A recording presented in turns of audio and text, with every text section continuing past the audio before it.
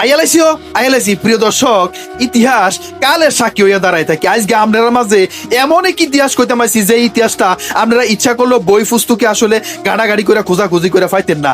এমন কিছু ইতিহাস কালের সাক্ষী হইয়া দাঁড়ায় থাকে। আর এই যে ইতিহাসটা আপনারা কয়াব, এই ইতিহাসটা আমার এক নানা, তিনি পরলোকে চলে গেছেন, তিনি যাওয়ার আগে এই ইতিহাসটা আমার কাছে কইছিলেন। আজকে বাস্তবতা প্রমাণ পাই যে এই ইতিহাসটা আসলে বাস্তব। এই ইতিহাসটা শোনার পর, ভিডিওটা দেখার পর আপনারা ভিডিওটা এমন ভাবে শেয়ার করবেন, সারা পৃথিবীবাসীকে জানাই দিবেন যে আসলে ভারত কোনো কালে আমাদের বন্ধু ছিল না, ভারত কোনো কালেই আমাদের ভালো চায় নাই। এই ইতিহাসটা এমন একটা ইতিহাস, এটা শেয়ার করে সবাই জানাই দিবেন। এবার শুনেন, 1971 সালে পাকিস্তানের সাথে আমাদের একটা যুদ্ধ হয়েছে, এটা ভালো করে জানেন। এই যুদ্ধে আমরা স্বাধীনতা লাভ করে বিজয় অর্জন করছি, এটাও জানেন। আর 1971 সালে এই যুদ্ধের পিছনে মৌলিক অনেকগুলো কারণ ছিল। তার মধ্যে 52-এর ভাষা আন্দোলন, 69-এর গণ অভ্যুত্থান, 70-এর নির্বাচন। 70-এর নির্বাচনে বাংলাদেশকে ক্ষমতা বুঝাইয়া না দেওয়া, অর্থাৎ পূর্ব পাকিস্তানকে ক্ষমতা বুঝাইয়া না দেওয়া। পরক্ষণে 1971 সালে স্বাধীনতা যুদ্ধ, এই যুদ্ধে বাঙালিদের বিজয়। এবার আসেন, এই যুদ্ধে ভারত আমাদেরকে সহযোগিতা করছে, তারা আমাদের বন্ধু রাষ্ট্র হইয়া আমাদের পিছে দাঁড়াইছে। না নাই মূলত আমার এই ইতিহাসটাই কইছে যে তারা কেন আমাদেরকে বন্ধু দেশ হইয়া সহযোগিতা করছে। এখানে বড় ধরনের একটা কারণ আছে, আর এই কারণটা হইল 1870 সাল থেকে। 1870 সাল থেকে তারা বাঙালি জাতির মনের ভিতরে ক্ষোভ সৃষ্টি করাইছে পাকিস্তানের বিরুদ্ধে। পাকিস্তান তোরারে এই করে, সেই করে, এই করে, এই করে, এইরকম বিভিন্ন। তার মধ্যে মৌলিক একটা ক্ষোভ সৃষ্টি করছে। 1870 সালে কলকাতায় একটা কাগজ কল ছিল, যেটার নাম আছিল রয়্যাল বেঙ্গল পেপার মিলস। এই রয়্যাল বেঙ্গল পেপার মিলস বাঙালি জাতি কলকাতাতে প্রতিষ্ঠা করছে, এবং এই রয়্যাল বেঙ্গল পেপার মিলসটা এটাকে পরিচালনা করত, এটা শ্রমিক আছিল, এটার যত লোক আছিল, যত মেকানিজম আছিল, সব পূর্ব পাকিস্তান অর্থাৎ বাঙালি জাতিরা কলকাতা কাগজ মিলটা চালাইতো।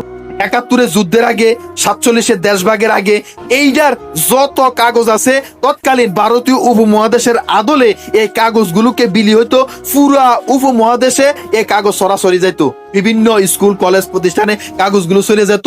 যেখানে যেখানে কাগজের যে দরকার লাগতো ওখানে ওখানে কিনে নিয়ে এটা এরকম বিচরণ করতো। 47 যখন দেশভাগ হয়, 47 দেশভাগ হওয়ার পর কলকাতা পূর্ব পাকিস্তানের অধীনে ছিল, ত্রিপুরা পূর্ব পাকিস্তানের অধীনে ছিল, এবং আরো অন্যান্য রাষ্ট্র ছিল, এটাও সত্য। কিন্তু আমি আজকে কয়াম এই ত্রিপুরা এবং কলকাতা যে বাংলাদেশের অর্থাৎ পূর্ব পাকিস্তানের অধীনে ছিল। আর 47-এর দেশভাগের পর পূর্ব পাকিস্তান এবং পাকিস্তান তো একজোট ছিল, এটা তো সত্য কথা। পূর্ব পাকিস্তানকে পাকিস্তানই তো শাসন করত, এবং সেই সাথে কলকাতাও শাসন করত, ত্রিপুরাও শাসন করত। যদিও কলকাতা, ত্রিপুরা বাংলাদেশ অর্থাৎ পূর্ব পাকিস্তানের কাছাকাছি রাষ্ট্র ছিল। এই কাগজ কল বাংলাদেশের অর্থাৎ পূর্ব পাকিস্তানের লোকেরা এই কাগজ কল চালাইতো, তারা এই কাগজ উৎপাদন করত। কিন্তু যখন কাগজ উৎপন্ন হইতো তখন পাকিস্তান সরকার এই কাগজ পাকিস্তানে লই যেত, ওখানে নিয়ে এই কাগজ বিলি করত। এই কাগজ অর্থাৎ আমরার তৈরি করা কলকাতা মিলসের কাগজ, আমরার কাগজ পাকিস্তান নিয়ে তো আমরা, তারা তো কিনে না, আমরার ফুরাবাইন লেখাপড়া করতো, এই কাগজ আমরা ব্যবহার করতাম। মূলত ভারত সরকার এই ক্ষোভটা বাঙালি জাতির মনের ভিতরে ঢুকে দিছে। 1870 সালে তোরাই তো এটা প্রতিষ্ঠা করছ। 1947 সালে দেশভাগের পর এইটার অধীন, এইটার ক্ষমতা পাকিস্তান নিছে। তৎকালে ইন্ডিয়ার প্রতিটা সরকার আমাদেরকে বুঝাইতো যে তোরা কাগজ তৈরি করস, তোরার কাগজ নিগাই হেতারা, আবার হেতারা তো তোরা কিনে আনস। এটা জুলুম না? এটা তো জুলুম হয়, আসলে এটা জুলুম হয়। যেহেতু আমরার কাগজটা আমাদের এলাকায় আমাদের মাথার রুফিতে তারা নিগায়, তারা তো কিনে না আবার আমরা ব্যবহার করা লাগে, এটা তো অবশ্যই জুলুম। এটা কিন্তু সত্য কথা, এটা বাস্তব কথা, এটা কিন্তু অসত্য কথা না। কিন্তু আমরা ভাবতাম ইন্ডিয়ার সরকার, ইন্ডিয়ার লোকগুলো, ইন্ডিয়ার তৎকালীন রাজনৈতিক নেতৃবৃন্দরা আমাদেরকে এইভাবে বুঝায়, তারা তো আমাদের বন্ধু, আমরা এটা বুঝতাম। আসলে তো বাস্তব, তারা এই বালাকতে তো আমরা বুঝায় যে তারা এই কথা আমরা বুঝায় যে আমরা কাগজ তৈরি করি, আমরা তারা নিগায়, তারা তো আবার কিনে না আমরা ব্যবহার করা লাগে, তারাই তো আমরা বন্ধু। এইভাবে তারা প্রতিটা সরকার, প্রতিটা লোক আমাদেরকে বুঝাইতে বুঝাইতে বুঝাইতে বুঝাইতে যখন 71 সালে যুদ্ধ লাগে, মূল ঘটনা কিন্তু হেন। এই 71 সালে যখন যুদ্ধ শুরু হয়, এই যুদ্ধের সময় ভারত আমাদেরকে সহযোগিতা করছে।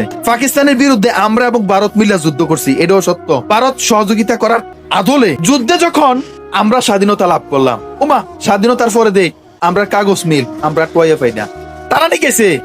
আমরা কাগজ মিল তারা দখল করে নিছে, আমরা ত্রিপুরাও তো তারা দখল করে নিছে। যদিও এখন আপনি ইতিহাস ঘাটাঘাটি করলে পাইবেন যে 47 সালে দেশভাগের সময় ত্রিপুরা এবং কলকাতা ভারতের ভাগ করে দিছে ব্রিটিশ সরকার, কিন্তু আসলে এই ইতিহাস ভুয়া, এই ইতিহাস মিথ্যা। আপনি যদি 1857 সালের সিএস খতিয়ান গাড়াগাড়ি করে খুঁজে বাইর করতে পারবেন, তখন দেখবেন এই কলকাতা, এই ত্রিপুরা, এই আসাম, এই মেঘালয়, এই মিজোরাম, এই নাগাল্যান্ড, এই সিকেন নেকের 7টা রাজ্য এবং এই পশ্চিমবঙ্গ পূর্ব পাকিস্তানের আদলে ছিল। এটা কিন্তু বাস্তব।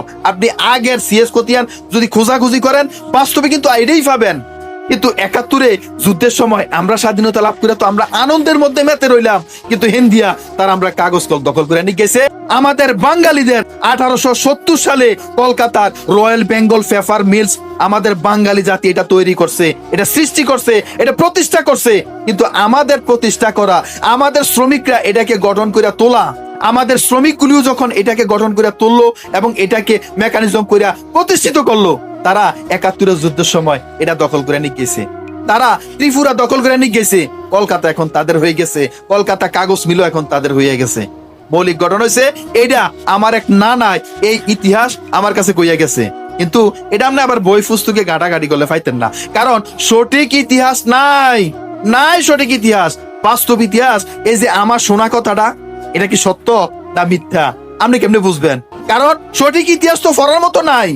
আমার নানা যে কথা কই গেছে এটা কিন্তু বাস্তব কথা, এটা অসত্য এক বিন্দুও না। প্রিয় দর্শক, ভিডিওটা সর্বোচ্চ শেয়ার করেন।